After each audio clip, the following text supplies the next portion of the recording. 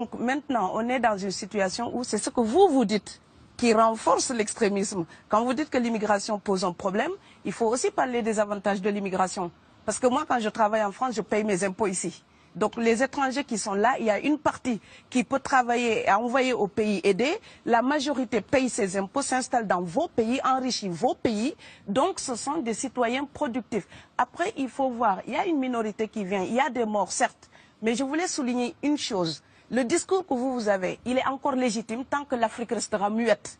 Et moi, aujourd'hui, je voulais m'indigner pour le silence de l'Union africaine. Les gens là qui meurent sur les plages, et je mesure mes mots, si c'était des Blancs, la terre entière serait en train de trembler. Ce sont des Noirs et des Arabes. Alors eux, quand ils meurent, ça coûte moins cher. Ici, j'étais venu en 2008 et j'avais dit, l'Union européenne, avec ses flottes de guerre, avec son économie, je vous dis une chose, si on voulait attaquer nos pays ici en Occident, il y aurait des moyens de se défendre. Donc si on voulait sauver les gens dans l'Atlantique, dans la Méditerranée, on le ferait. Parce que les moyens qu'on a mis pour Frontex, on aurait pu les utiliser pour sauver les gens. Mais on attend qu'ils meurent d'abord. C'est à croire que le laisser mourir est même un outil dissuasif. Et je vais vous dire une chose, ça ne dissuade personne. Parce que quelqu'un qui part et qui envisage l'éventualité d'un échec, celui-là peut trouver le péril absurde et donc l'éviter. Mais celui qui part pour la survie, qui considère que la vie qu'il a à perdre ne vaut rien, eh bien celui-là, sa force est inouïe, parce qu'il n'a pas peur de la mort. C'est exactement pourquoi il faut fermer des frontières complètement. Il faut sauver l'Afrique et sauver l'Europe. Vous ne pourrez pas rester comme vous ne resterez pas comme des poissons rouges dans la forteresse européenne. La crise actuelle nous a démontré ça. Au jour d'aujourd'hui, l'Europe ne sera plus jamais épargnée tant qu'il y aura des conflits ailleurs dans le monde. L'Europe ne sera plus jamais opulente tant qu'il y aura des carences ailleurs dans le monde. On est dans une société de la mondialisation où un Indien gagne sa vie à Dakar, un Dakarois gagne sa vie à New York, un Gabonais gagne sa vie à Paris. Que ça vous plaise ou non, c'est irréversible. Alors trouvons une solution collective ou bien déménager d'Europe parce que j'ai l'intention de rester. Quand quelqu'un part, c'est comme quelqu'un qui est élu, choisi, peut-être le plus débrouillard. Et il y a tout un clan ou toute une famille qui pose son espoir sur cette personne-là. Monsieur, là, je vous vois bien habillé, bien nourri. Si vous étiez affamé chez vous, peut-être que votre famille serait ravie d'imaginer que vous pourriez aller gagner de quoi faire vivre les autres. Donc c'est aussi une solidarité qui est en œuvre. On laisse partir quelqu'un, on compte sur lui. Vous allez me laisser terminer.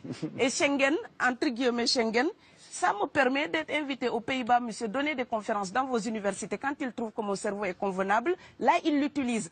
Par contre, ils sont embêtés à l'idée d'avoir mon frère, qui n'est pas aussi diplômé que moi et qui pourrait avoir peut-être envie de travailler dans le bâtiment. Donc, vos pays deviennent schizophrènes. On ne peut pas trier les gens comme ça avec les étrangers utiles et les étrangers néfastes. Et la deuxième chose que je veux dire aussi, c'est que les Européens, là, on voit des Africains qui viennent, d'accord? Ce mouvement, ce déplacement de population, on le voit. Mais on ne voit pas le mouvement des Européens allant vers les autres pays. Alors celui-là, c'est le mouvement des puissants. Ceux qui ont l'argent, ceux qui ont le bon passeport. Donc vous allez au Sénégal, vous allez au Mali, vous allez dans n'importe quel pays du monde, au Canada, aux États-Unis, partout où je vais, et je voyage tout le temps, je croise des Français, des Allemands, des Hollandais. Je les rencontre partout sur cette planète parce qu'ils ont le bon passeport. Donc, comme avec l'exotisme, l'Europe s'était arrogé le précepte unique, unilatéral, de l'exotisme. Les autres sont exotiques. Alors que pour quelqu'un de mon village, il n'y a rien de plus exotique que quelqu'un d'Amsterdam. Maintenant, pour l'étranger aussi, pour les voyages des temps modernes avec la mondialisation, quand les pauvres viennent vers vous, il y a des mouvements de foule qu'il faut bloquer.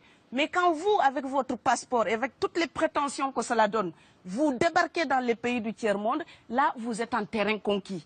Donc on voit les pauvres qui se déplacent, on ne voit pas les riches qui investissent dans nos pays. L'Afrique se développe en taux entre 5 et 10%. Ce n'est plus de la progression, c'est de la surchauffe. Sauf que quand des pays du tiers-monde se développent et qu'ils n'ont pas les moyens pour gérer tout ça, il faut une ingénierie, il faut une formation, il faut des populations pour installer une démocratie. Là, cette surchauffe-là, vous avez besoin qu'on reste dominé pour servir de débouché à l'industrie européenne. Alors il faut arrêter l'hypocrisie. On sera riches ensemble ou on va se noyer tous ensemble.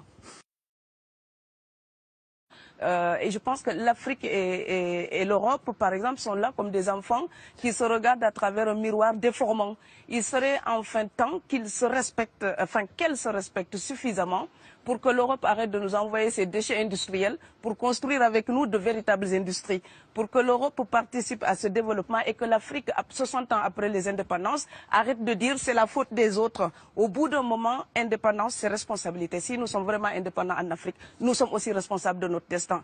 Et ça ne se fera pas sans les Européens et l'Europe ne s'en sortira pas sans l'Afrique parce que sinon nous serons un boulet que vous traînerez. Donc ce monde-là est lié et je pense que l'entente, je rêve d'une entente, d'une fraternité. Oui, je sais, ça fait bisounours. Mais il me faut garder cette utopie-là pour garder le courage d'écrire toutes les nuits. Parce que j'ai fait le vent de l'Atlantique il y a bientôt 12 ans. Aujourd'hui, à l'époque, quand je parlais de dizaines de morts dans l'Atlantique, on me disait « tu exagères ». Maintenant qu'on les ramasse par milliers, je suis absolument triste de devoir réaliser tout simplement qu'en tant qu'auteur, je ne fais que répondre à l'injonction de Schiller. La dignité de l'homme est remise entre vos mains, gardez-la.